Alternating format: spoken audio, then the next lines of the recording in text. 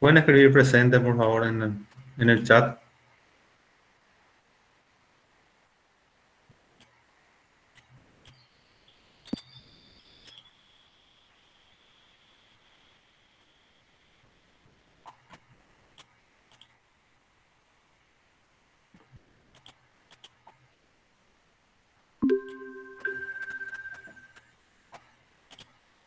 Buenas tardes, vamos a continuar con la clase. Con Francisco dieron hasta funciones. Vamos a continuar exactamente desde ese punto. ¿Hay alguna consulta sobre lo que dieron esta mañana? También podemos responder algunas dudas que tengan.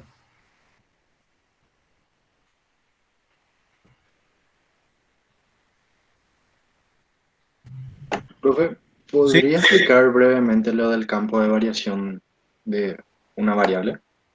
bueno, vamos a llegar enseguida hasta ese punto. Vamos a pasar un ¿Y poco será que rápido. podría explicar también lo que sería dominio y rango y tipo para qué sirve? Y es Bueno, el tema de es el tema de los intervalos. perfecto, no hay problema. Vamos a retroceder un poquito y vamos a explicar esa parte. Bueno, se desarrolló magnitudes variables y constantes, ¿verdad? Una magnitud variable o simplemente variable. Generalmente esas magnitudes se denotan con las letras últimas del abecedario, X, Y, Z, W, a veces T también podría ser. No es muy común usar la variable con letras A, B, C, por ejemplo. No se suele utilizar, no es una notación muy común. No está prohibido tampoco, ¿verdad? Pero lo normal es utilizar X, Y, Z, W o T o U, por ejemplo, las últimas letras del abecedario para las variables y las primeras para las constantes. Dentro de las constantes hay magnitudes que se llaman constantes simplemente y las magnitudes constantes absolutas, que son los números pi, el número de Euler, por ejemplo, que tienen unos valores constantes que no cambian bajo ninguna circunstancia. Por eso se llaman constantes absolutas. Esto es lo que le estaba diciendo, ¿verdad? Las letras que se acostumbran a utilizar no es una ley, pero es lo que más se acostumbra para usar como notación. Las últimas del abecedario para las variables y las primeras para las constantes. Si tienen alguna consulta, entonces pueden detener y vamos a desarrollar. La variable continua y variable discreta es una clasificación de variables. Nosotros fundamentalmente vamos a utilizar la variable continua, pero también en ciertos puntos va a haber un cambio discreto. Vamos a definir qué es variable continua. Es aquella que puede tomar un número infinito de valores numéricos entre dos valores dados. Esto, por ejemplo, no está muy bien definido en el PIC1, por eso yo agregué aparte. Gráficamente, vamos a graficar una recta numérica. Sería X, el eje X, una recta numérica. Para comprender el concepto de variable continua, yo tengo un valor puntual de la variable X igual a X1 y X igual a X2, otro valor puntual de esa variable. Esto puede ser, por ejemplo, el valor 0 o el valor 1, cualquier valor, ¿verdad? Y valor 3, por ejemplo. Entre 0 y 3, de acuerdo a esta definición, existen infinitos números de variables comprendidas entre ambos valores 0 y 3.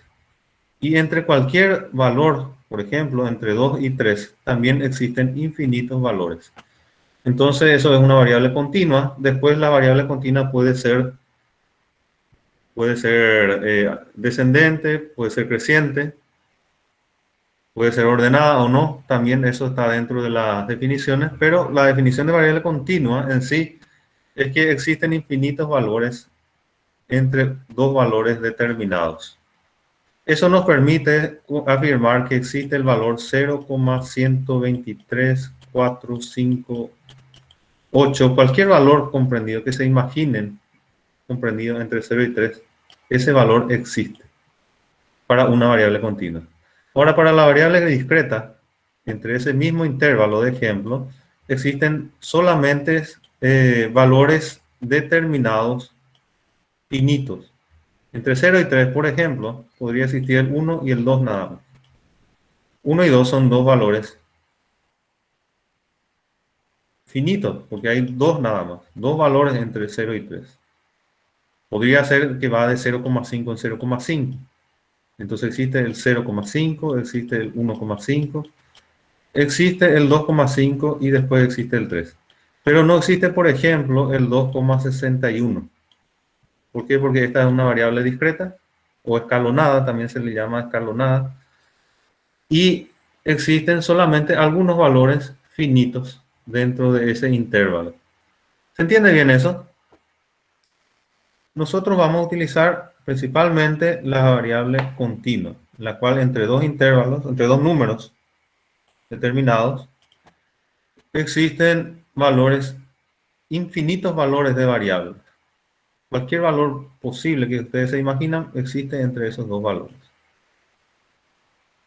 Es variable continua y variable discreta, o también llamada variable escalonada. Escalonada como que va como un escalón, ¿verdad? Entonces, si yo grafico, por ejemplo, una función con el eje Y y el eje X, entonces como geometría analítica, como la variable discreta toma solamente algunos valores, entonces al graficar los valores en Y, también tomaría solamente algunos valores. Y eso es como que forma un escalón, ¿verdad? Por eso también se le llama variable escalonada.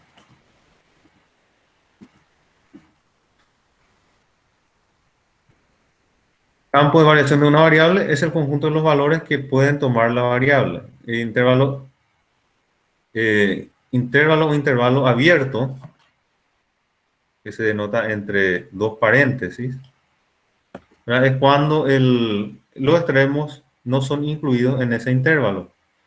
Y el intervalo cerrado es cuando los extremos sí son incluidos en ese intervalo. En el intervalo abierto se utilizan los paréntesis y en el intervalo cerrado se utiliza el corchete. Ahí ya se entiende que el extremo A y B está incluido en ese segmento o intervalo cerrado. Puede ser semiabierto si un lado es abierto y el otro lado es cerrado. Puede ser infinito si va desde un valor, puede ser finito, hasta un valor infinito, o desde un valor infinito negativo hasta un valor infinito positivo. Este sería el rango o el intervalo completo de la variable. Cuando va desde menos infinito hasta más infinito, incluye todas las variables posibles. La representación gráfica, ¿verdad? Cuando utilizamos una recta numérica, esto sería la representación de la variable x. Entonces, si es cerrado, el punto está pintado, o directamente un segmento totalmente pintado, y si es abierto, entonces al punto que no le contiene se simboliza con un hueco, un círculo que no está pintado. Si es semiabierto sería así, abierto en B, este sería abierto en A, y aquí un intervalo totalmente abierto en A y en B a la vez. Esto sería A, B con paréntesis. Esto no se utiliza, entonces no incluye a los extremos. Si va, por ejemplo, desde 2 a 3, perdón, de 2 a 3, un intervalo abierto, que sería esta la gráfica, que sería el 2 y este sería el 3. Entonces no está incluido en ese intervalo ni el 2 ni el 3, pero todos los números comprendidos entre 2 y 3. Como es una variable continua, entonces incluye infinitos números entre los valores 2 y 3. La variable ordenada, cuando yo puedo ordenar de mayor a menor, por ejemplo, si es de mayor a menor es creciente, perdón, si es de menor a mayor es creciente y si es de mayor a menor es decreciente. Esto es muy importante, ¿verdad? Las variables son ordenadas en el cálculo. Porque, por ejemplo, cuando yo digo x tiende a 0, en el límite que vamos a dar posteriormente, significa que una variable ordenada está tendiendo al valor 0, ya sea creciendo o decreciendo. La variable acotada es cuando existe un número constante que limita esa variable. M mayor a 0, tal que a partir de cierto valor, todos los valores posteriores satisfagan esta desigualdad. La x está comprendido entre menos m y más m. Un ejemplo, si la x fuese igual a seno de una función, perdón, seno de otra variable, seno de θ, por ejemplo, entonces x no puede sobrepasar 1, ni menos 1. Entonces x es una variable acotada porque x se encuentra entre menos 1 y más 1, incluyendo por supuesto al 1. Por eso es mayor o igual y el intervalo entonces es cerrado. Si le puedo simbolizar como un intervalo, ¿verdad? Sería con un corchete.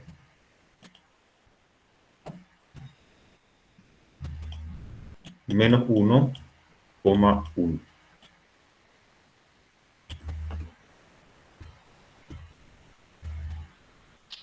Y esto significa, ¿verdad? Módulo de x menor o igual a m.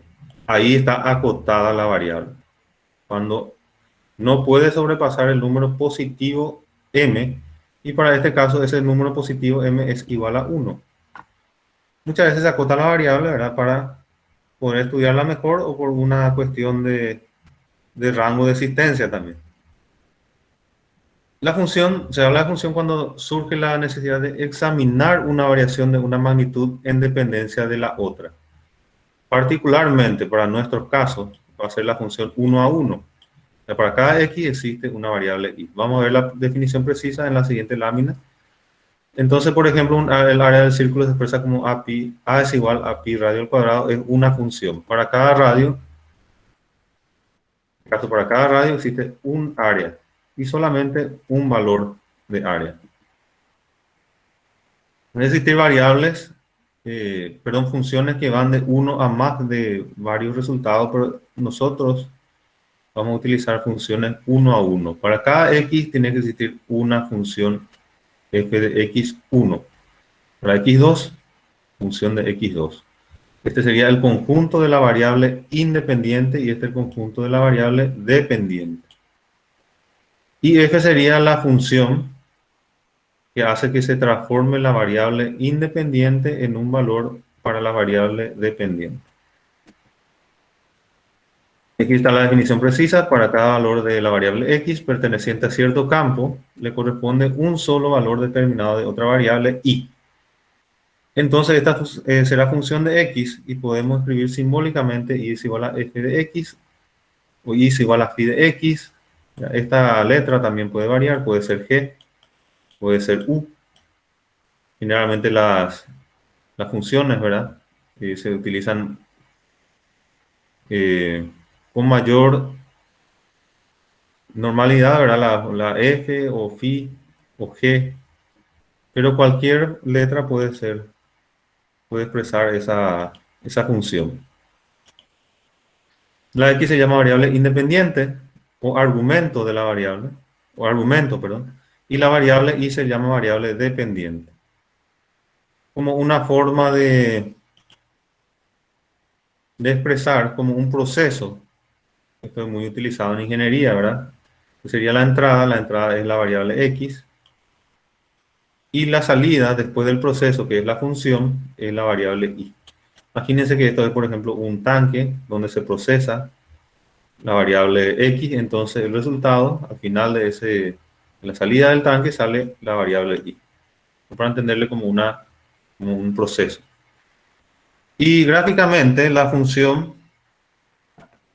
esto ya desarrollaron, ¿verdad? La función tiene una gráfica en la cual si yo hago una recta vertical, en el cual la horizontal siempre es la variable independiente y la vertical es la variable dependiente, la recta vertical puede cortar a la función, la curva, en un solo punto. Si corta en dos puntos, entonces esto no es una función.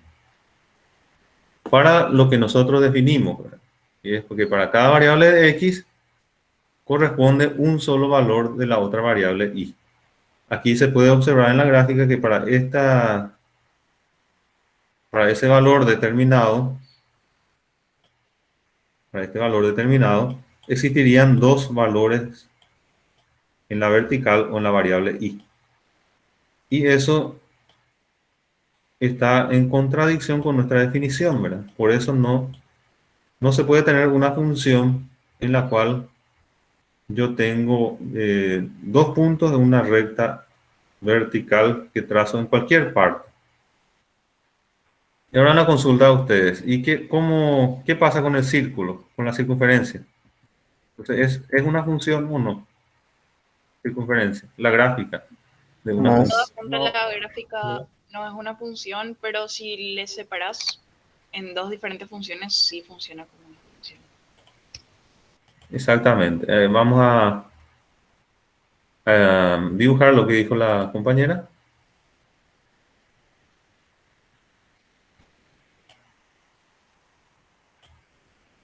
Una circunferencia, de cualquiera, no importa dónde esté el centro ni cuánto sea el radio. También es válido para la elipse.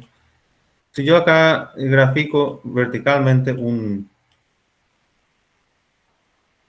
recta, aparentemente esto le corta en dos puntos a esta gráfica, que es una circunferencia. Pero ¿dónde está la razón de por qué si la circunferencia es una gráfica de una función? Es porque en realidad es la división, perdón, la unión de dos funciones en x, y. Gráfico esto en el centro, separo ahí, esta recta horizontal pasa por el centro. Entonces acá yo puedo identificar dos funciones. Uno sería y es igual a el centro, que sería un punto en y, por ejemplo, igual a 3. Vamos a darle un valor. Más la raíz cuadrada. Como en x también está desplazado, estaría así, ¿verdad? X menos 2 al cuadrado. Tiene que ser negativo. Y el radio positivo, más 9, por ejemplo. No importa ese valor. 9 menos x menos 2 al cuadrado, raíz cuadrada. Y todo lo que está por debajo del centro es otra función en realidad, que es igual a 3 menos la raíz de x menos 2 al cuadrado más 9. En realidad 9 menos x menos 2 al cuadrado. Pero el orden de los sumandos no altera. Entonces es raíz de 9 menos x menos 2 elevado al cuadrado. La raíz es negativa para la parte inferior de la línea horizontal que pasa por el centro. Y es positiva para la línea, perdón, para la parte de la curva superior a la línea horizontal que pasa por el centro. Entonces estamos hablando de que aquí en realidad tenemos dos funciones. Podemos llamarle I1 e I2. Y ahí sí cumple esa definición de que una recta vertical corta en un solo punto. Van a trazar cualquier recta vertical y van a observar que ahí sí en un solo punto le está cortando independientemente a I1 y a I2, que son dos funciones diferentes, por este signo que es más para el de arriba y menos para el de abajo. En todos los casos, ¿verdad? Para nosotros tiene que cumplirse esto para poder estudiarlo. No nos vamos a poder estudiar desde el punto de vista del cálculo. Para un valor de x existe un solo valor de y.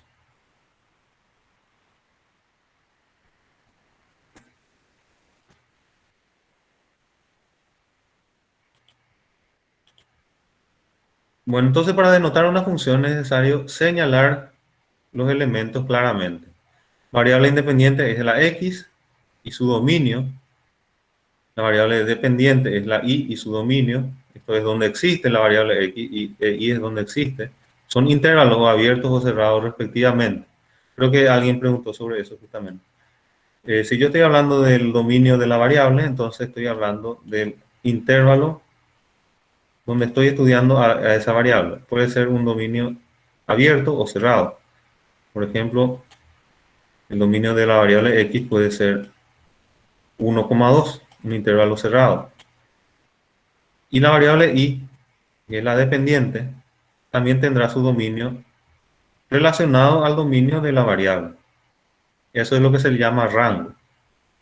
La regla de correspondencia F que permite calcular al conocer el valor de la variable dependiente es lo que se denota, ¿verdad?, con la F.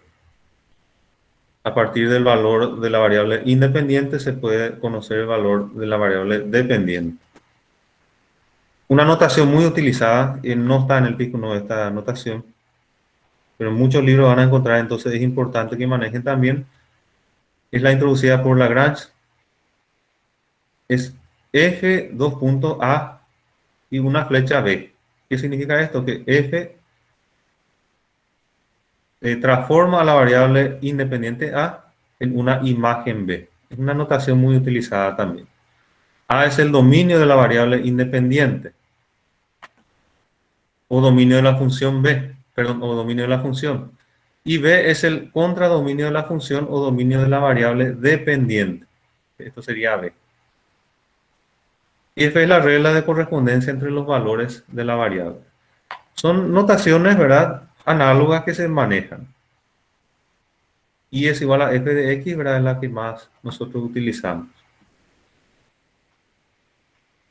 Entonces, como A y B son intervalos, son dominios de la variable, se puede expresar de esta manera. F se aplica en un intervalo de 0 a infinito. Semiabierto porque incluye al 0, pero no incluye al infinito. Cuando yo estoy hablando de infinito, siempre tengo que hablar de un intervalo abierto. Infinito y, por ejemplo, entre menos infinito e infinito. Esto es un intervalo abierto. Si voy a escribir en esta notación sería entre paréntesis, menos infinito, coma infinito. ¿Por qué no es cerrado? Porque el infinito en realidad no es un número que existe como tal y yo pueda decir que tiene un valor determinado, sino es una tendencia. Y eso vamos a explicar muy bien en el límite. Es un número muy grande pero que no tiene un valor. Entonces no puede incluirse a ese valor dado que no está determinado. Que no es un número que yo pueda decir que tiene un valor de 1.000 millones, por ejemplo. Entonces la parte de infinito siempre se denota como abierto. La variable tiene un rango que va desde 0, la función va de 0 a infinito porque es x al cuadrado.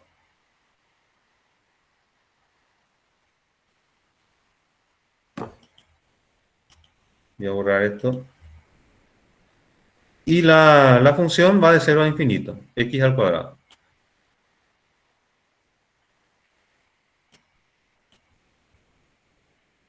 Eso significa que no se admiten valores negativos de la función, dado que es al cuadrado.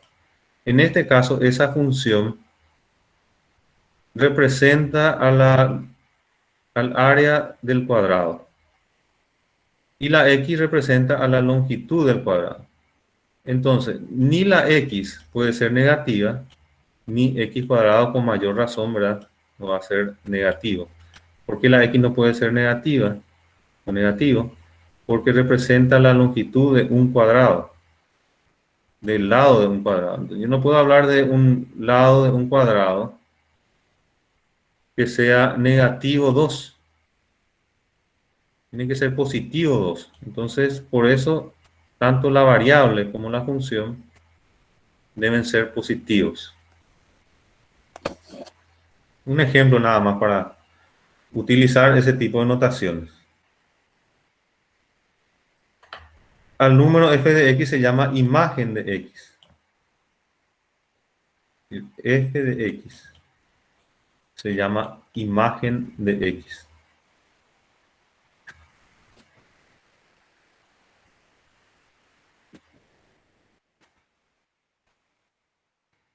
Y esto ya vimos, ¿verdad?, la prueba de la recta vertical. Es justamente el ejemplo de la circunferencia. Acá se puede ver que esto aparentemente aquí no es una función porque cortan dos partes, pero desglosando en dos funciones respectivamente, ahí sí podemos apreciar, ¿verdad?, de que la recta vertical en cualquier parte va a cortarlo en un solo punto a cada gráfico. Profe, Sí, entonces se puede decir que en la elipse también son uniones de dos funciones. asimismo la elipse también. Gracias. La elipse y también parábola podría ser también. Una parábola que esté horizontal, por ejemplo. ¿E hipérbola, profe? También podría ser. Hipérbola, parábola, ¿verdad? En el caso de la parábola, ¿verdad? Si yo tengo una hipérbola, una parábola, ¿verdad?, que esté con el eje vertical, entonces ahí no hay necesidad de desglosarlo en dos funciones. Pero si está con el eje en el horizontal, ahí sí es la unión de dos funciones. En este caso sería x igual a y cuadrado, por ejemplo. Si la variable independiente es x, entonces yo al despejar la y voy a tener raíz de x. Y esa raíz de x es positiva y también puede ser negativa. La parte positiva es una función, puedo llamarle y1. Y la parte negativa sería otra función que le puedo llamar y2. X igual a y cuadrado se desglosa entonces en dos funciones. Raíz positiva de x y raíz negativa de x.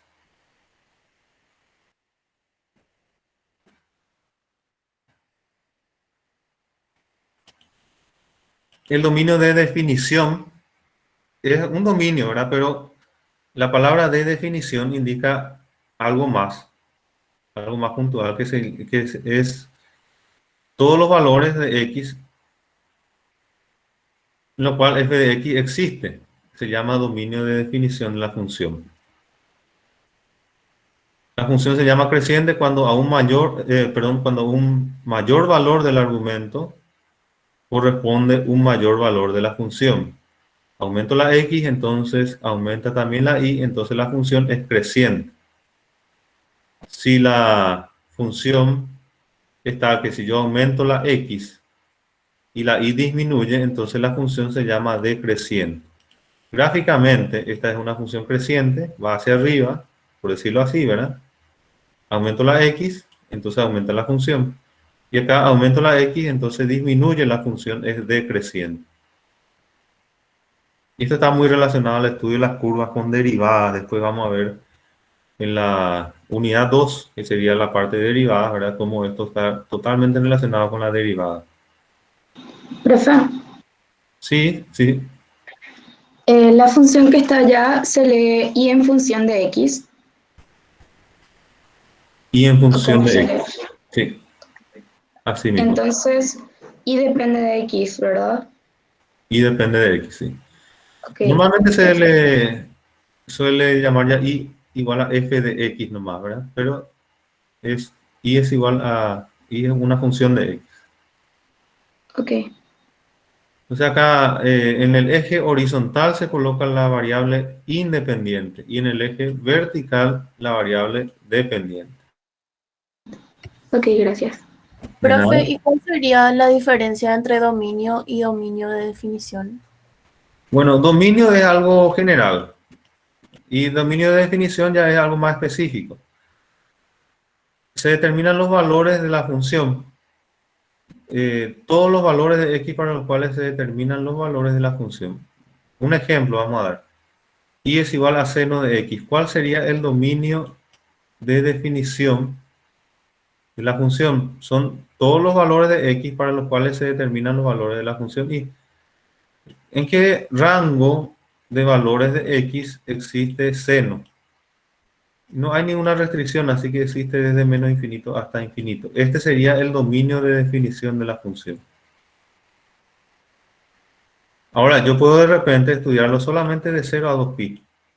Entonces ahí tengo un dominio de la variable, ¿verdad? Pero sería el dominio de estudio de esa variable, desde 0 hasta 2pi. La misma función seno de x hablamos. Ahora, por ejemplo, si es raíz de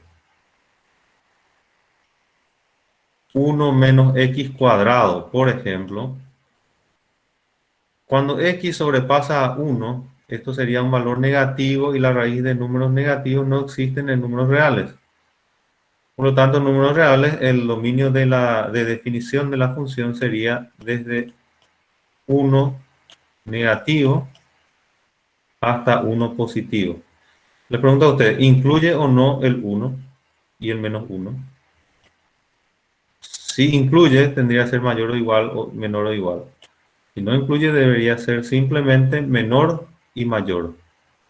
Sí le ¿Qué les incluye, parece? profe. Incluye. Incluye porque raíz de 0 existe todavía. Si fuese esto logaritmo, por ejemplo, ahí ya no podría incluir yo el 1. Porque el logaritmo de 0, entre paréntesis, verá raíz de menos 1, 1 menos x cuadrado. Logaritmo de 0 no existe. Entonces, en ese caso, el dominio de definición de la función sería un intervalo abierto. Menos 1 hasta 1, pero mayor y menor respectivamente. No mayor o igual, como es el caso de que estamos hablando, raíz simplemente de 1 menos x cuadrado. Profesor, ¿Sí? hoy en la mañana el profesor nos había explicado lo del tema del dominio justamente con esos ejemplos que acabaste de dar, así que ahí no queda todavía claro cuál es la diferencia entre dominio en general y dominio de definición. Bueno, dominio de definición es algo más específico, es todo el intervalo donde existe esa función.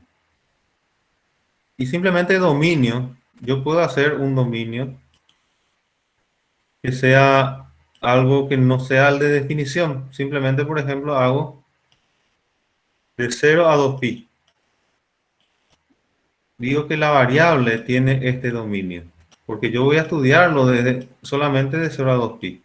Para mí el dominio de la variable es de 0 a 2pi. Pero no es el dominio de definición, porque el de definición es más grande. Va desde menos infinito hasta infinito. Sin embargo, el dominio nada más no es algo específico como esto. Acá, esta palabra de definición significa que es donde la función está definida. Todo el dominio donde la función está definida. Sería esa la diferencia.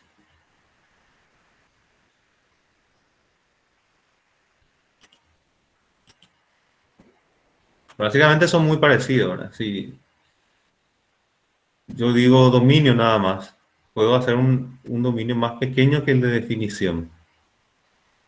Estudio la variable de 0 a 2pi nada más, pero el de definición va desde menos infinito hasta infinito.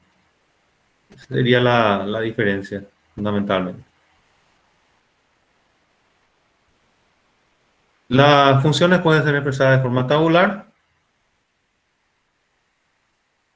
Yo coloco una tabla, entonces las x en una fila y las y en otra fila. Es una forma de expresar una función.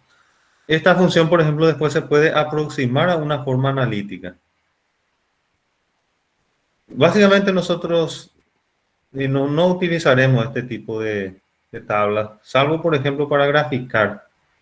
Para graficar a veces es muy útil darle algunos puntos nomás. Entonces, con esos puntos de forma tabular, yo puedo identificar algunos puntos y graficar el resto. De forma gráfica, ¿verdad? Cuando de una forma continua, grafico todos los puntos. Sería como una forma tabular extendida. Un gráfico.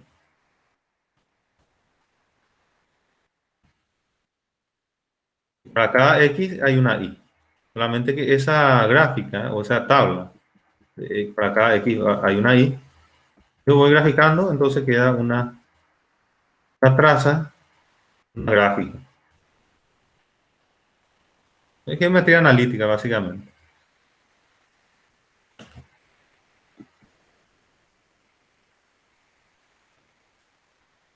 Aquí, por ejemplo, se puede ver que hay algo, y para nuestro caso, ¿verdad? Esto no es una función, debería estar dividida en dos funciones o directamente esto no se puede estudiar en el cálculo. Estamos hablando de cálculo de una variable. Profe, Sí, a modo de curiosidad, nosotros vamos a hacer gráficos en cálculo. sí, vamos a hacer gráficos. Justamente hoy vamos a empezar a hacer algunos gráficos. Vamos a utilizar alguna herramienta que se llama GeoGebra para ayuda, pero la idea es hacerlo a mano. Hacer a mano todo lo que se puede. Eso vamos a empezar hoy. Bueno, y la forma analítica, una forma de función escrita, ya sea con funciones elementales o combinación de funciones elementales. ¿Qué es una función elemental? Acá, por ejemplo, la x a la cuarta es una función elemental. Logaritmo solo es una función elemental.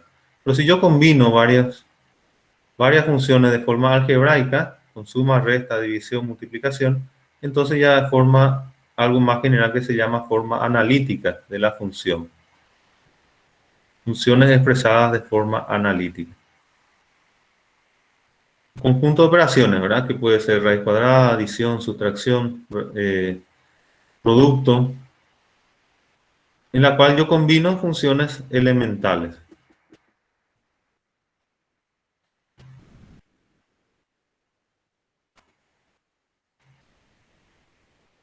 Funciones a trozos.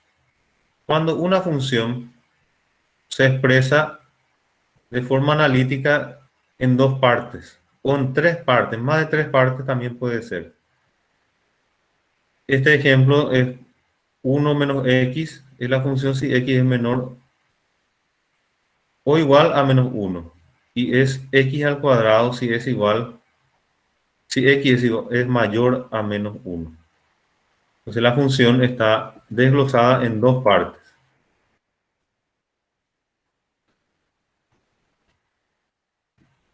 Esto, por ejemplo, se podemos graficar de forma manual y también vamos a hacer con el GeoGebra.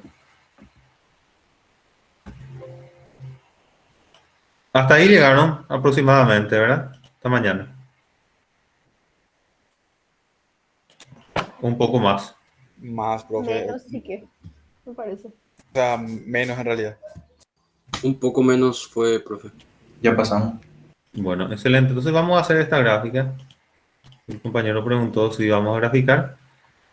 Aquí tenemos una función que sería una función a trozos, porque está dividida en dos partes o desglosada en dos partes.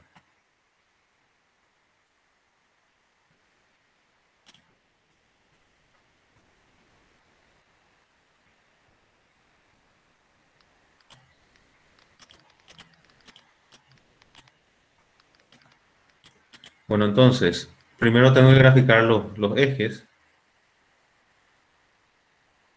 X e Y respectivamente. Si no es X e Y, siempre la variable independiente tiene que ser la horizontal. Supongamos que sea T. Entonces, el horizontal tiene que tener T y el vertical sería la otra variable.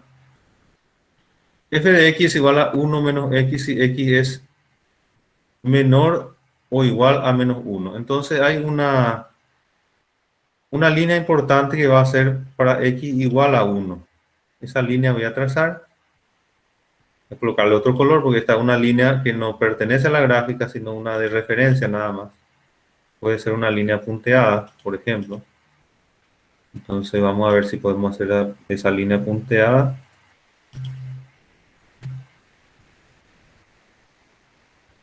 Bueno, esa es una línea punteada, ¿verdad? No pertenece a la gráfica, es una línea de referencia nada más. Ahora, a la izquierda, hablamos de la izquierda porque es menor o igual a menos 1. Entonces todo lo que está en este margen, que sería el margen izquierdo. Todo lo que es menor o igual está hacia aquí. A eso se refiere o nos referimos con la izquierda. Este sería entonces un valor 1 del eje X, menos 1. La función es igual a 1 menos x si x es menor o igual a menos 1. Como 1 menos x, ¿qué representa en la geometría analítica? Una recta.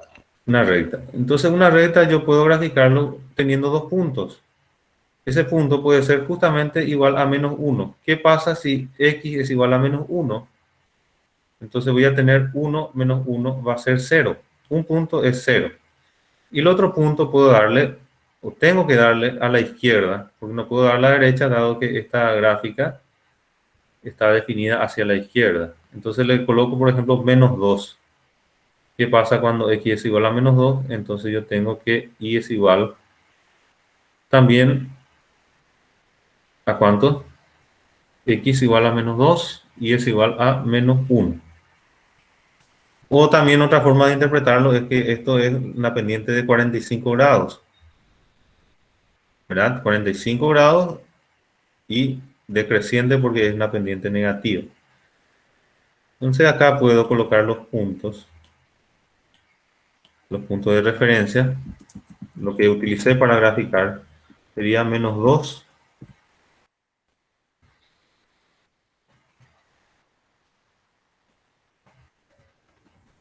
menos 2,1.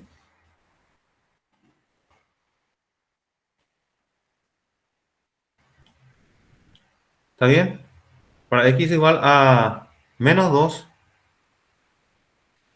y es igual a 1. No es menos 1, es 1. Porque es menos negativo 2. Bueno, un poco menos negativo 2. Entonces es, en realidad, 3 sería, ¿verdad? Sí, profe. Sí, profe. Y el primer punto debería ser 0, entonces. El primer punto sí es 0. Ese está correcto. El primer punto es... No, no debería ser 0 porque 1 menos menos 1 pues va a ser, entonces sería 2. Ah, sí, cierto, cierto. Eso es lo Bueno, que vamos a corregir eso. Este es menos 2, dijimos 3. Eso tiene que ir a una escala. Vamos a colocar correctamente ese número. Y el segundo punto era menos 1,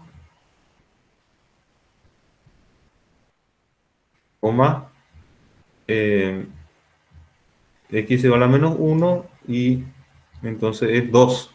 ¿Correcto? Menos 1,2. Sí, bro. Bueno, y ahí unimos estos dos puntos.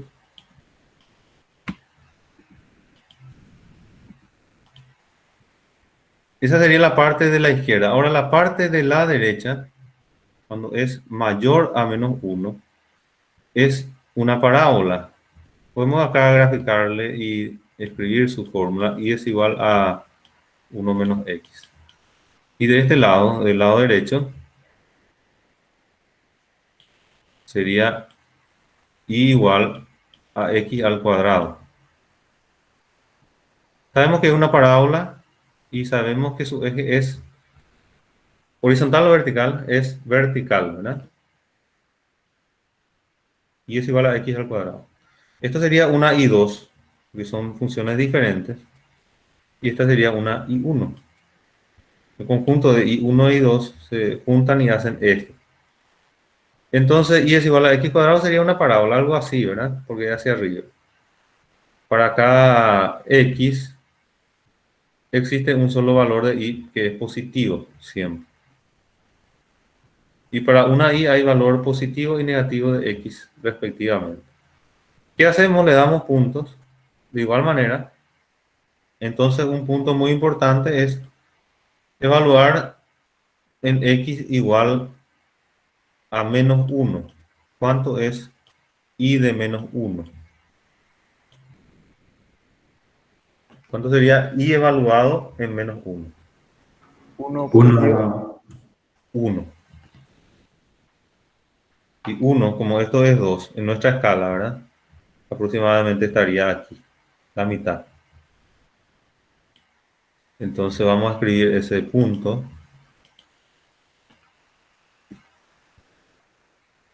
Menos 1,1. Esta es la forma que tienen que graficar, ¿verdad? Sin ninguna ayuda más que recordarse un poco de la ecuación de la recta y la ecuación de la parábola. Sin ninguna calculadora gráfica. Y es igual a menos 1, y de menos 1 es igual a 1. Entonces este es el punto. Graficamos con un color verde. Como esto es una parábola que ya sabemos que pasa por este punto, porque y de 0 también es 0. Inclusive podemos escribir ese punto aquí. Sería el punto 0,0. Otro punto que podemos escribir es el simétrico de este. Sería 1,1. Aquí con un color verde vamos a graficar esta función. Bueno, Ingeniero, sí. ahí, por ejemplo, en esa recta entrecortada que usted graficó, ahí es donde ocurre el sobresalto, ¿verdad? Cuando se mezclan dos funciones. Exactamente, esa recta celeste sería. En este caso, en realidad, esa recta celeste no forma parte del gráfico, sería una línea punteada. O sea, la línea rosada y después otra vez salta a otro punto y ahí empieza la parábola. Exactamente. Cuando se mezclan dos funciones, siempre así tienen ese sobresalto. Muy buena pregunta. En realidad, hay veces que la función coincide en el mismo punto cuando yo grafico de un lado y del otro lado. Y entonces en ese caso sería una función continua. Son cosas que vamos ya a dar en límite, pero es muy importante la pregunta, ¿verdad? Porque a eso vamos a atender, ¿verdad? A ver dónde utilizamos este tipo de conceptos. Ahí estaría mejor, ¿verdad? Entonces aquí, como hay un salto, como dijo como dijeron, ¿verdad? Entonces, en este punto hay una discontinuidad, porque salta de un punto a otro. Ahora, podría muy bien pasar así. Cuestión de buscar otra función, ¿verdad? Una recta, pero que coincide en el mismo punto. A partir de ahí continúa con la parábola. Entonces, ahí existe una continuidad del gráfico y de la función también. No es el caso de este. En este caso es una función que en este punto tiene un salto, por lo tanto es discontinua la función. Porque si yo voy a graficar con un pincel en la pizarra, por ejemplo, trazo esta recta hasta este punto, tengo que soltar el pincel y continuar en otro punto. Hay un salto, una discontinuidad del trazo. Y aquí continúo para hacer la parábola. Esta parábola va al infinito y esta recta también, ¿verdad? Este es un punto nada más. Esto no es que termina ahí. Lo correcto sería, podríamos marcar ese punto. Pero no, es el límite de la gráfica. Igual que aquí también, ¿verdad? Es un punto de la gráfica, pero no es no es el punto final de la gráfica, digamos, esto continúa. Esa sería la gráfica. Y en GeoGebra, ¿verdad? Si queremos graficar esto,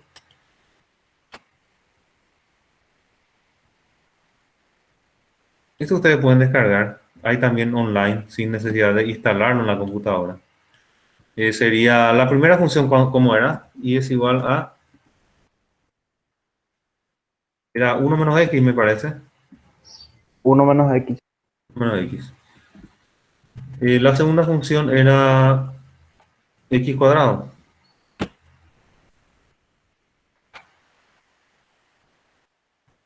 X cuadrado. Bueno, ahí está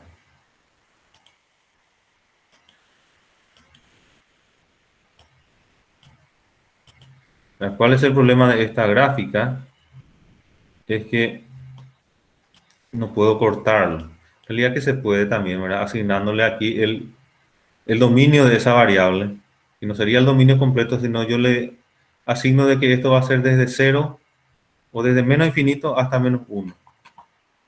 Pero igual me sirve para estudiar. Acá, por ejemplo, puedo graficar también una recta igual a menos 1. Pero en ese caso no es x igual a menos 1. No es y igual a menos 1, sino tiene que ser x igual a menos 1. Vamos a ver si nos permite hacer esto. X igual a menos 1. Bueno, y este sería el papel de nuestra línea punteada que está en este caso en color celeste. No forma parte de la gráfica esta recta, pero me va a permitir trazar la recta de esta parte hasta aquí y la parábola a partir de aquí. Un error muy común es mantener esta gráfica en los exámenes, ¿verdad? En realidad la parábola no tiene que pasar a la izquierda de esta recta. Acá yo tengo que borrar esto. Si es que voy a hacer la gráfica a partir de este tipo de análisis, ¿verdad? Tendría que, de alguna forma, borrar esta parte de la parábola. Acá no se puede borrar, entonces voy a tratar de tachar. Toda esta parábola aquí no existe. Y toda la recta de este lado tampoco existe. Entonces lo que me queda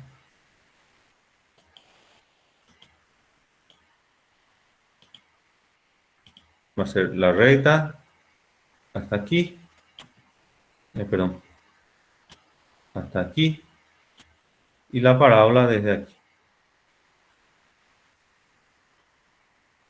Me sirve, ¿verdad? Siempre y cuando yo entienda eso. Porque si grafico todo esto completo, está mal la gráfica. Porque la función aquí no cumpliría con la definición de función, porque yo trazo una vertical y tendría 2 puntos. Acá trazas una vertical y tengo parábola y recta a la vez, tendría 2 puntos. Entonces eso no es una función. Ahora, Profe, si tengo vemos una duda.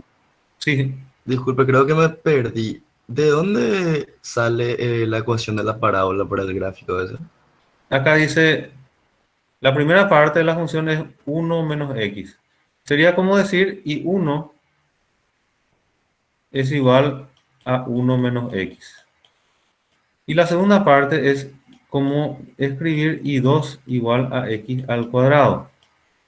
Entonces, esta es una ecuación de la parábola. Ingeniero, Sí, entonces ese x es menor o igual a menos 1, es solo una condición que usted le está poniendo a la primera función.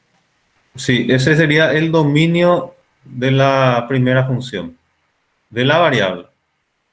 Y con eso se hace para sacar los puntos entonces para poder graficar. Exactamente, exactamente. Ahora, yo le Profe, escribí, estos puntos que directamente escribí, es muy utilizado, se puede usar también, por ejemplo, una tabla. Aquí una tabla, ¿verdad? Totalmente válida. Y decir, bueno, aquí voy a escribir los valores de I1.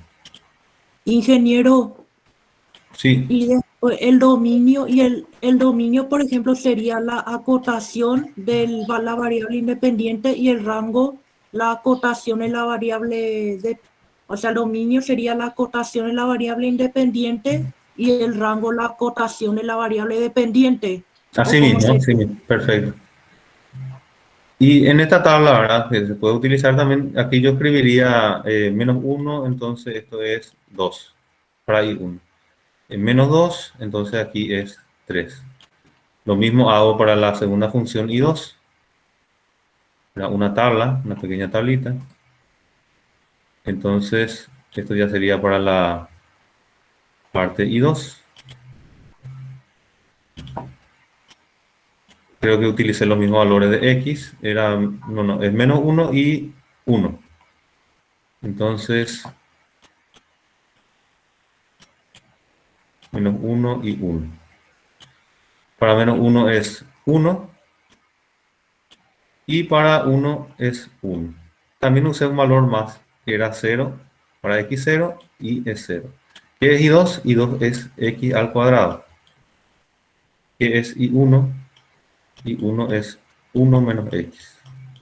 Entonces esa sería la forma también correcta de graficar, dándole una pequeña tabla para asignarle valores específicos. Algo muy importante, yo sé que esto es una recta, conozco la ecuación de esa recta, porque es una función polinómica de grado 1, su gráfica es una recta. No tengo que darle miles de puntos, con 2 ya es suficiente. Uno de esos 2 puntos como una recta y ya está. Esto es una parábola. Si yo ubico correctamente el vértice, como es muy sencillo en este caso, el vértice está en 0, entonces ya sé que tiene esta forma. Ya se sabe que la parábola tiene esta forma. Entonces asignándole, aparte del vértice, 2 puntos, si quiero darle mayor exactitud, puedo darle un punto más. Entonces ya es suficiente para graficar la parábola. No es necesario entonces hacer el lado recto como hacíamos en geometría analítica. Perdón. Que si no es necesario entonces ir con los pasos que aprendimos en geometría analítica para graficar parábolas. Y no es necesario seguir unos pasos específicos. Por ejemplo, acá yo le coloqué el vértice, 2 puntos, y con eso ya grafiqué la parábola. ¿Por qué? Porque nuestro interés, seguramente en este caso, podría ser calcular el área bajo esta curva, o tal vez la derivada en algún punto. Con esta gráfica ya es totalmente suficiente. No es necesario que sea demasiado exacto. Ahora no necesito conocer el lado recto ni esas cosas. Con esto ya es suficiente. Dije, un bosquejo y poniéndole los puntos ya es suficiente. Bueno, en este caso es un bosquejo bastante preciso también, ¿verdad? Tampoco no es tan esbozo nomás, digamos. Bastante preciso, porque yo ya sé la parábola tiene esta forma, entonces le doy 2 puntos, hago la gráfica de una parábola, la recta con más razón 2 puntos, 1 los puntos y ya está, ¿verdad? Ya es bastante exacto. Sería algo muy importante que esto sea línea de trazo, ¿verdad? Yo nomás no estoy encontrando dónde colocar esa notación, ¿verdad? Para que sea línea de trazo. ¿Profe? Sí. Yo tengo una pregunta. En la segunda función dice que x mayor a menos 1 y me perdí en la parte que se le puso otra vez valor menos 1 para la parábola. Sí, exactamente. Muy importante esa acotación. Yo le coloqué menos 1, pero en realidad que ese punto, para ser preciso, aquí está, ahora no expliqué nomás esa parte, tiene que ser un hueco. Vamos a graficar mejor eso. Porque ese punto no está incluido.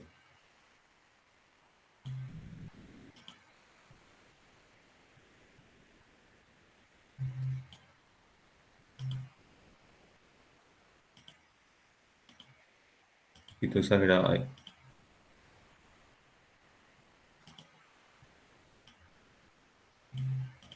Así sería lo correcto. Entonces, ese punto, yo puedo darle de forma tabular. La gráfica en el límite va a tender a ese punto. Entonces, cuando yo hago un zoom, ¿verdad? Con esta lupa, por ejemplo,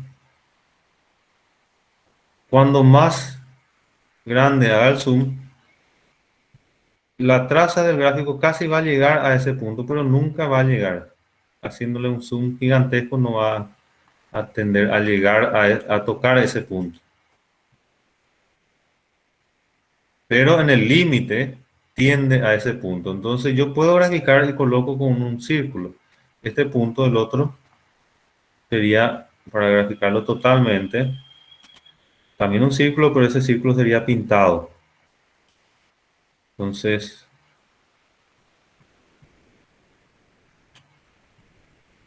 pinto ese círculo. Entonces podemos usar valores que no nos condicionan el problema, digamos. Sí, lo único que nosotros todavía no llegamos al límite, entonces no, esto en realidad que es un límite. pero es muy importante esa pregunta. O sea, aquí, de este lado, sería un puntito rojo, un círculo rojo. La simbología de ese punto. Y este lado sería un círculo, ¿verdad? Que no está pintado. Esa sería la forma correcta de graficar. Incluye al punto porque es menor o igual, y acá menor o igual, y acá no incluye porque es mayor. Pero en el límite se aproxima lo suficiente para que yo pueda hacer los valores de forma tabular, identificar el punto, pero le grafico como un círculo abierto. Esa sería la forma correcta. Bueno, y en el examen, ¿verdad? Esta sería la forma correcta de mínimamente graficar. Algunos, por supuesto, pueden hacer mejor la gráfica. Este sería lo mínimo que se podría realizar. Esta parte se usa mucho en el límite, en la segunda unidad que vamos a dar. Y si ustedes ya van entendiendo esto de a poco, entonces le va a ser más sencillo ya esa parte. Profesor, encontré la forma de poner dominio en GeoGebra. Se puede. Que escribirle f de x. En este caso ya no f, h sería, ¿verdad? Y sí. Y o después, sea, se va a encimar nomás. Si es que no cambias. Sí, y después. Y ahí abrir paréntesis. O sea, sí, escribí sí. SI. Después de esto. O sea, es igual. Y ahí borrar uno. Ese 1 menos. Ahí sí. Sí. Abrir paréntesis. SI. Abrir paréntesis.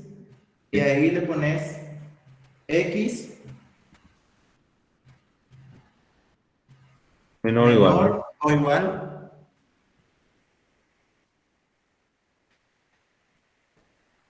Que menos 1.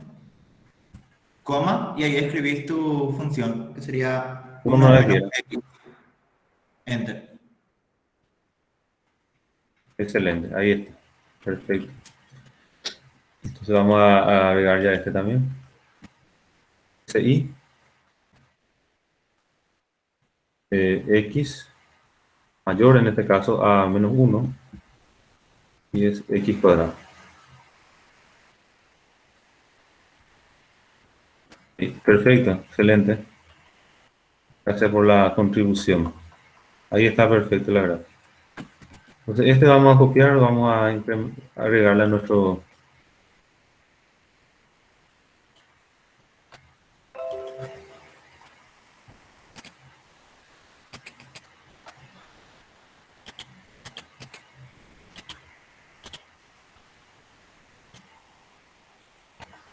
Ahí está. Bueno, vamos a continuar.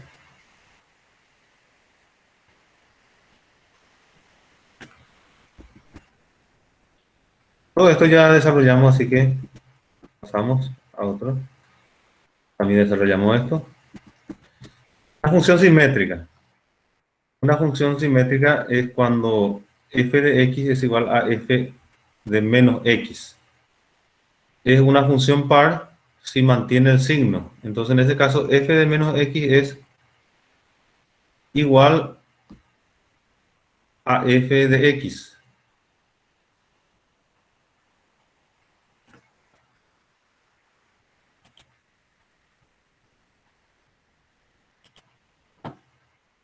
Sería así, f de x es igual a f de menos x. Con el mismo signo. Si era negativo, este también negativo. Si es positivo, también positivo. Y si cambia de signo, si es f de x igual a negativo f de x, entonces esta es una función impar. Esta es par y esta función es impar. Son muy útiles sobre todo en las integrales.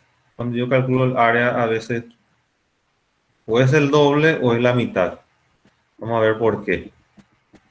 La función par, en este caso f de x, tiene exactamente el mismo valor y el mismo signo que f de menos x. X, ¿verdad? Es una distancia desde el origen hasta este punto.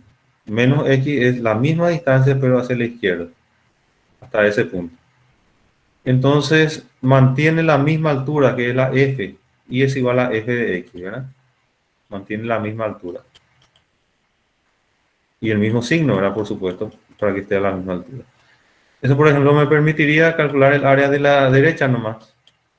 Y ya sé que esto es, el área total sería el doble, porque es una función simétrica. Multiplico el doble que el área de una parte. Es muy útil esto para integrales. Y la función impar también, en caso de, se mantiene la altura, pero va hacia abajo, el signo negativo. Yo tomo este punto, esta distancia es exactamente la misma para x y para menos x, pero hacia abajo. Si por ejemplo esto fuese el área o el cálculo de una, toda la parte positiva tengo que sumar con la parte negativa y el resultado va a ser igual a 0.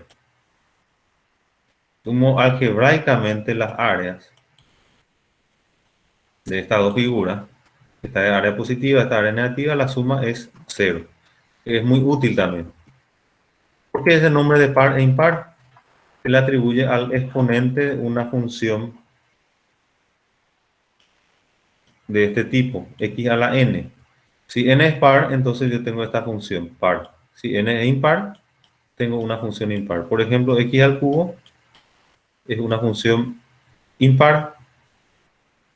X a la octava, por ejemplo, sería una función par. X a la 7 sería una función impar. Su gráfica es de este tipo.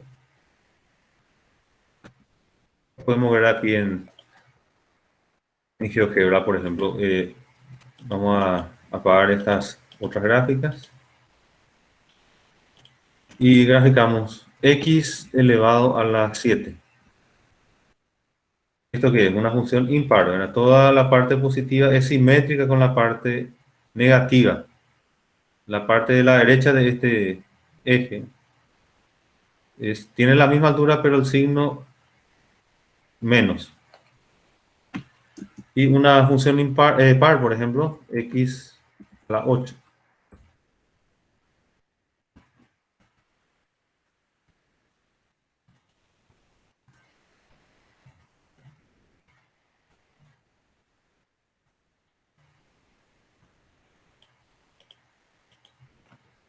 X a la 8.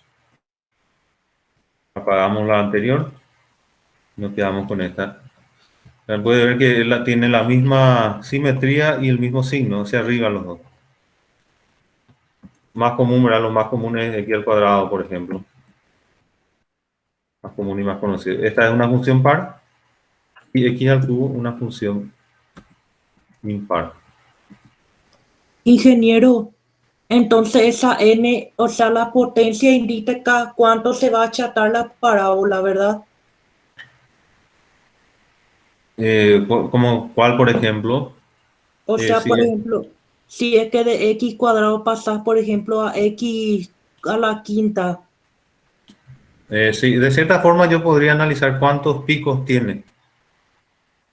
Pero eso todavía corresponde al estudio de las derivadas. En capítulo 3 vamos a estudiar ese tipo de análisis. Hay relación, sí. Y bueno, de ahí sale el nombre, por eso es par e impar.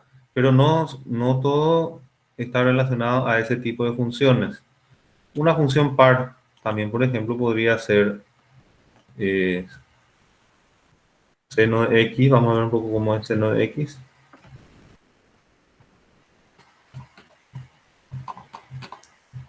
Tenemos que ampliar bastante. Es una función impar. El mismo valor para valores contrarios, pero signos opuestos. Y coseno de x, por ejemplo, es una función par. Ven aquí que al pasar por 0, esto es exactamente igual. de forma simétrica, ¿verdad? Del lado izquierdo y del lado derecho. Ahora, el nombre se mantiene. No tiene nada que ver ya aquí con un exponente, pero es una función par. En realidad sí tiene que ver cuando hay un desarrollo en serie, pero eso es un poco más avanzado ya. Un poco más avanzado.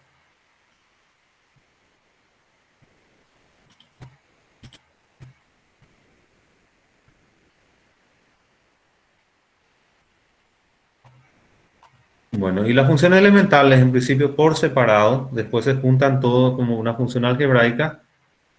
La más común, la más utilizada es x a la a, que es una función potencial. A es un número real, puede ser positivo o negativo, fraccionario, decimal, un número real. Y si A es un número irracional, ¿verdad? Esta función se calcula tomando logaritmos. O sea, es más fácil de calcular de esa forma. Porque tomar un logaritmo me permite que, utilizando esa regla de que el exponente puede pasar, ¿verdad? Yo tengo aquí x a la a, tomo el logaritmo de esta función. Esto, el exponente puede pasar como un factor de ese logaritmo. Muchas veces de esa forma, cuando es irracional, es más fácil de estudiar utilizando esa propiedad del logaritmo, que el exponente pasa como un factor. Es lo que dice ahí. Pone aquí hay un ejemplo que ya justamente estábamos graficando. Esta es una función impar, esta es una función par, y esta es una función impar. Otra función par, ¿verdad? Y otra impar.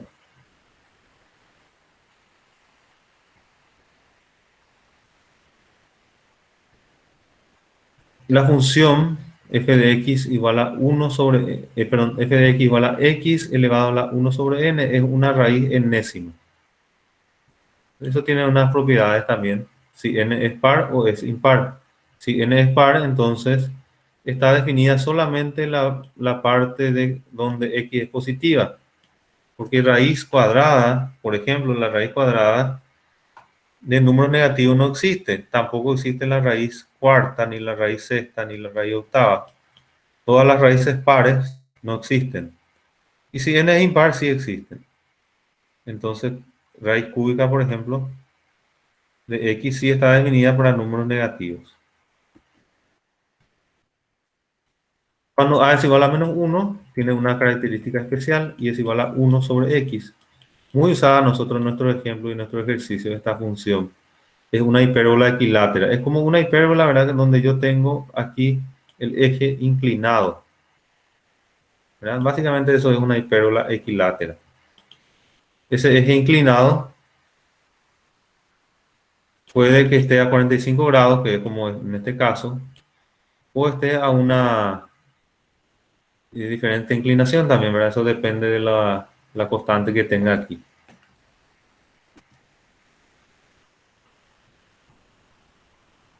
¿Conoce la ley de Boyle? En física se da. P por B igual a una constante en los procesos isotérmicos. De forma general, ¿verdad? P por B es igual a nRT. Si el proceso es isotérmico, esto es una constante. Y si es una constante, entonces su curva es esta. Aumento la presión y el volumen disminuye de forma inversa.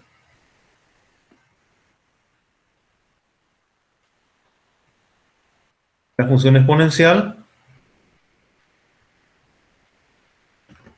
se dan cuenta que hay mucha similitud en los nombres, inclusive. Esta es función potencial.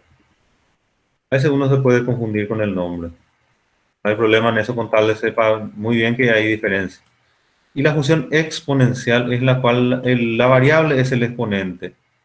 La potencial es una constante de exponente. Una diferencia fundamental, ¿verdad? Esto es totalmente diferente que esto.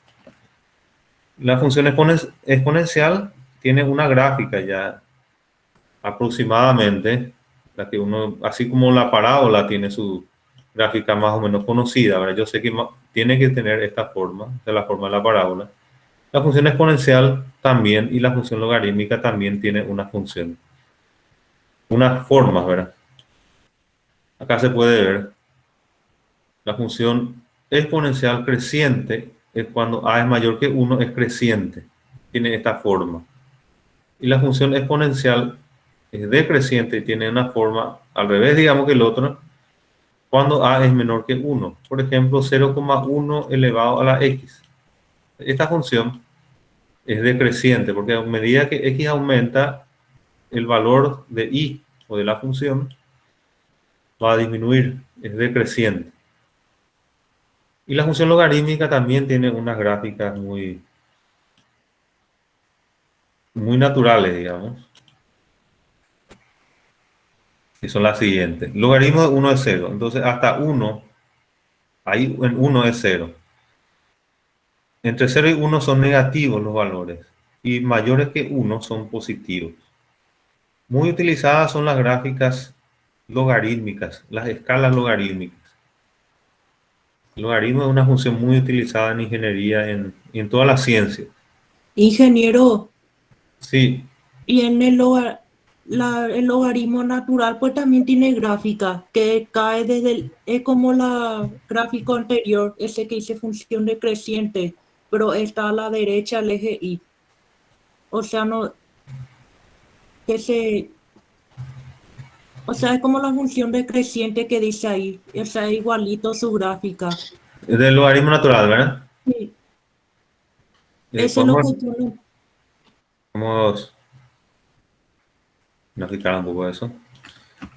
Y es igual al logaritmo, bueno, no hace falta escribir, y es igual, logaritmo de x. Sería su gráfica. Y acá lo que se puede ver es que en 1 es 0. Antes que 1, vamos a borrar esto. Antes que 1,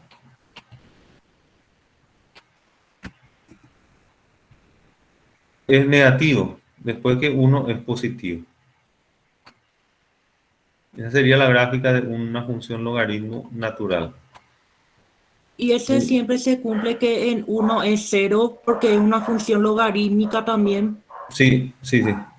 Siempre en logaritmo de cualquier base en 1 es 0.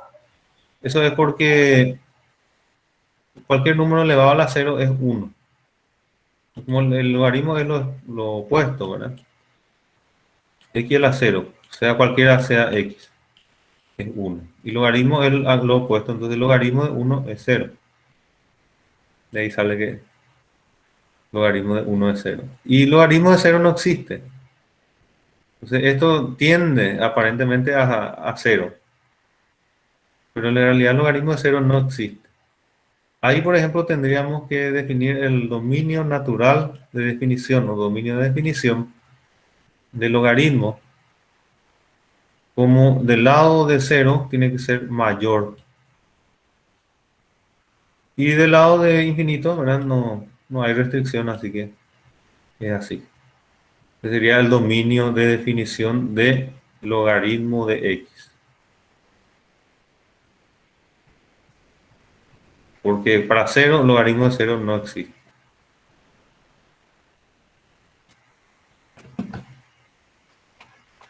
Tiende a infinito negativo, perdón. ¿Verdad? Ustedes, a medida que hacen zoom acá, se van a ir dando cuenta que nunca llega a tocar. Entonces tengo que ir bajando y cada vez un número mayor. Amplifico esto, nunca le está tocando. Y entonces la tendencia es a negativo infinito. Pero como número no existe.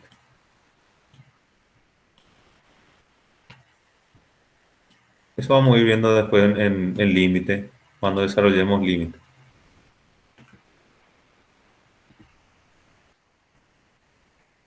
Estas son gráficas muy importantes, tienen que saber aproximadamente la forma de esta gráfica. Entonces ya es fácil.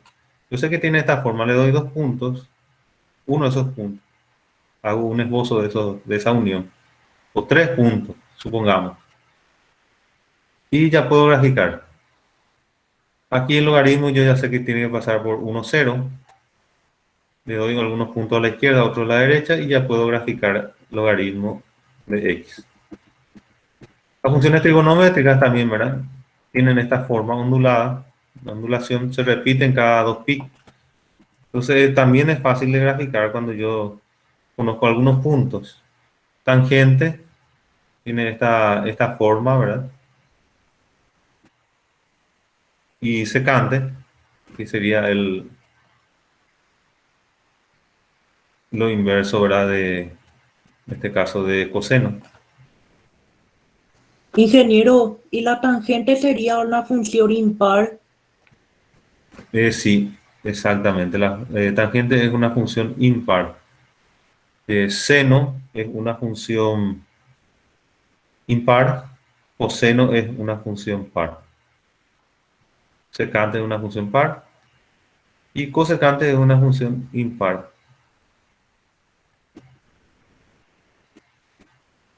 No tiene nada que ver esto con la cuestión de polinomio aparentemente, pero sin embargo el desarrollo en serie de estas funciones son polinomios pares e impares, respectivamente. El caso de seno es una función impar y el caso de coseno es una función par.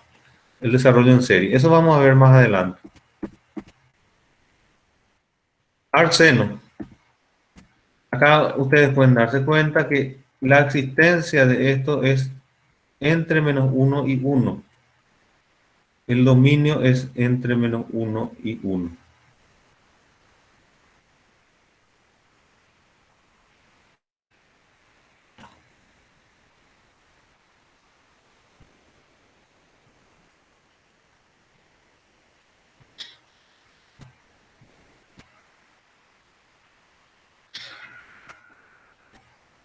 Una pequeña animación. Acá se pueden ver, esto sería un movimiento fasorial. Un vector gira alrededor de un eje, pero entonces genera esa gráfica.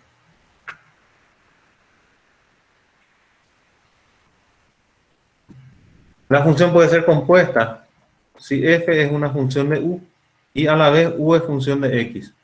Esto también se llama función de funciones, porque x es la última variable, la variable, digamos, independiente. Phi es una función y f es otra vez función de phi. Hay dos funciones. Sería una función compuesta, también se llama función anidada. También un nombre que se suele utilizar, función anidada. Función compuesta o función de funciones. También. Todos esos nombres se le atribuye a una función compuesta. Función de función. O de funciones.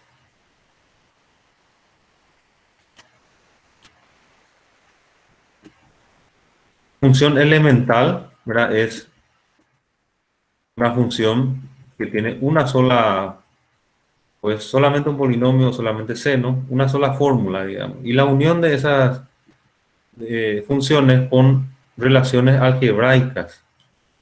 Entonces, de este tipo, suma, resta, multiplicación, división, raíz cuadrada, raíz cúbica, raíces en general, potencia. Eso se llama función algebraica. Cuando tomo una cantidad de funciones elementales y combino mediante el álgebra, creando una función con mayor complejidad, sería una función llamada algebraica. Esto, por ejemplo, es una función algebraica.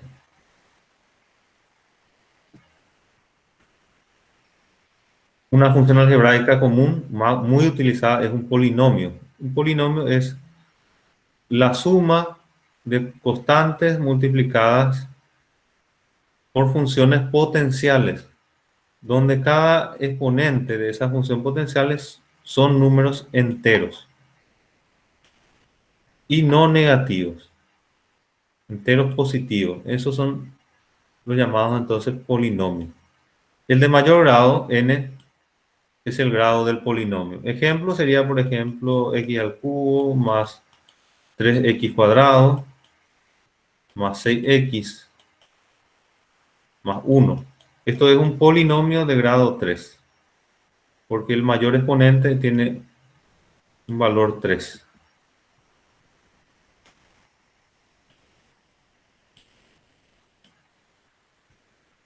Sí, hay una fracción de polinomio, se llama función racional fraccionaria. Muy utilizada también. Y función irracional si en alguna parte hay alguna raíz o algún número irracional. Esto es una función racional porque tenemos un polinomio dividido otro polinomio. Es una función racional. Esto también es una función racional. Una función racional. Y ahora, todos estos casos son funciones racionales, ¿verdad?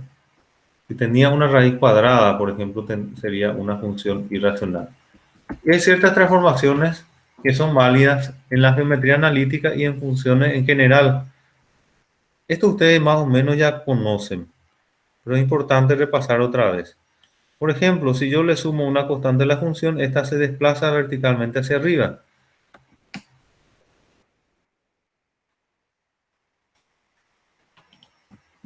Vamos a graficar algo muy conocido.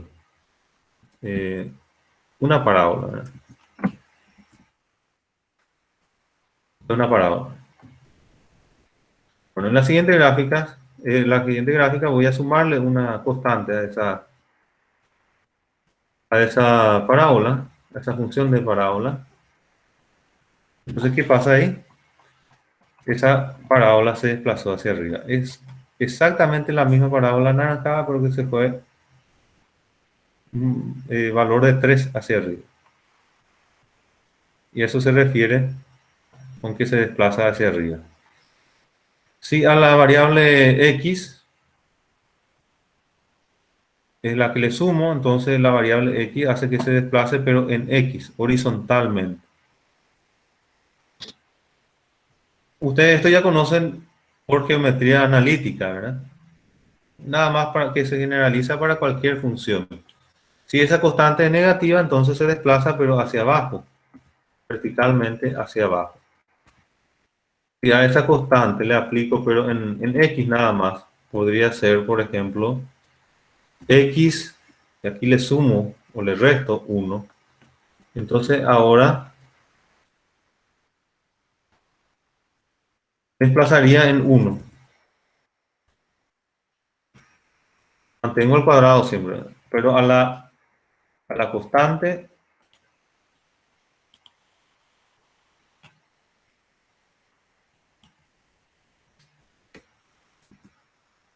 a esa constante, perdón, a la variable x le resté 1. Restar 1 significa que si yo despejase esa variable, en este caso x menos 1 al cuadrado, es exactamente lo mismo que despejar la x y al otro lado sumarle 1. Sería 1 más, en este caso raíz de y, ¿verdad? Son dos funciones si despejo la x, x1 y x2, donde sería 1 más raíz y 1 menos raíz. Pero en definitiva, este 1 que aparentemente, ¿verdad? Aquí resta la variable, en realidad cuando despejo le suma. Entonces por eso el desplazamiento es a la derecha. ¿Se dan cuenta de eso, verdad? Todo esto ustedes ya manejan por geometría analítica. ¿Sí, verdad?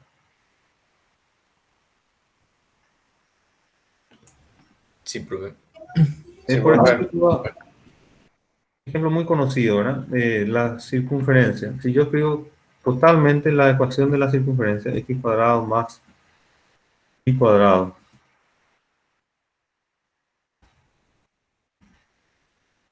es igual a 3. Igual grafica, ¿verdad? La circunferencia.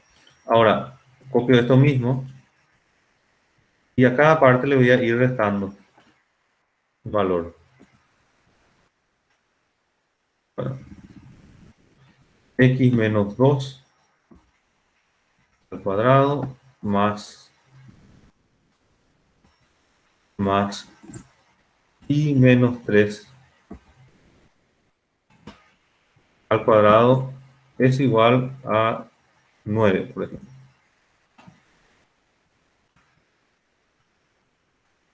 Ahí. Es igual a 9. ¿Qué pasa? Que yo tanto en X como en Y le desplacé. Entonces se desplaza en un centro que sería 2,3. Aquí estaría el centro 2,3. Esto se generaliza, ¿verdad? Otra transformación posible, cualquiera sea la forma de la función, ¿verdad? Ahí yo le mostré con circunferencia y parábola, pero si tuviese esta forma aleatoria, entonces yo puedo tomar esa función, desplazar hacia arriba o hacia abajo, de acuerdo al valor de esa constante, o a la izquierda o a la derecha, ¿verdad? Otra transformación posible que se puede hacer es que si se multiplica por una c y esa c es mayor que 1 y positiva, por supuesto, ¿verdad? C es mayor que 1, entonces eso alarga la función verticalmente. Una parábola, por ejemplo, se volvería más larga. Y si hago 1 sobre c, entonces comprime la función. Esa parábola sería más achatada, por ejemplo. En este caso, yo tengo una parábola original así, le aplico 1 sobre c, entonces tendría que ser más achatada. Si a la constante le aplico a la variable independiente le aplico la constante como producto, comprime horizontalmente. Si aplico como denominador una constante a la variable independiente, entonces alarga horizontalmente. Y es igual a menos f de x, ¿verdad? Sería como una función reflejo de la gráfica. Y es igual a f de menos x refleja sobre el eje y. Sería como una función, en este caso, como una función par, esta transformación que hago. Y ahí se puede ver, ¿verdad? ¿Cuáles son las transformaciones? La función original es f de x, aplico c por f de x, entonces se alarga. Si aplico 1 sobre c, se achata. Si aplico negativo f de x, entonces este es el reflejo, ¿verdad? Exactamente la misma función, pero espejada hacia abajo. Si y es igual a f de menos x, es el reflejo, pero hacia la horizontal en x. Exactamente lo mismo, pero hago un espejo de esto. El sistema de coordenadas polares es una transformación en la cual un punto se representa con una coordenada θ, que es el ángulo, y un radio, que es el radio polar. Eso nosotros usamos muchísimo también. El radio tiene que ser positivo siempre, porque es la distancia desde el origen hasta el punto. Y el ángulo se mide desde el eje X. Generalmente el eje X se toma como eje polar. Hay una transformación entre rectangular y polar, que sería X por coseno, perdón, X igual a radio por coseno, porque es el cateto adyacente, y es igual a radio por seno, porque es el cateto opuesto. Estas son las transformaciones que relacionan la coordenada polar. El radio es la distancia desde el origen hasta el punto. Entonces, por Pitágoras, yo sé que es x cuadrado más y cuadrado raíz cuadrada. Y el ángulo es la inversa tangente del opuesto sobre el adyacente, que es y sobre x. De esta forma se puede graficar también una función utilizando coordenadas polares. Se usa muchísimo también esto para el cálculo principalmente. De forma vectorial también, esto más adelante vamos a ver.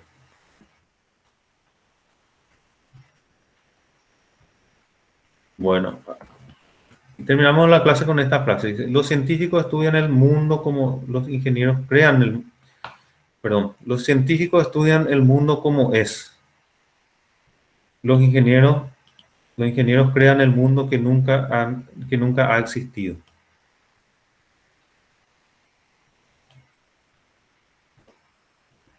Qué profundo. Sobre la capacidad del ingeniero de transformar al mundo.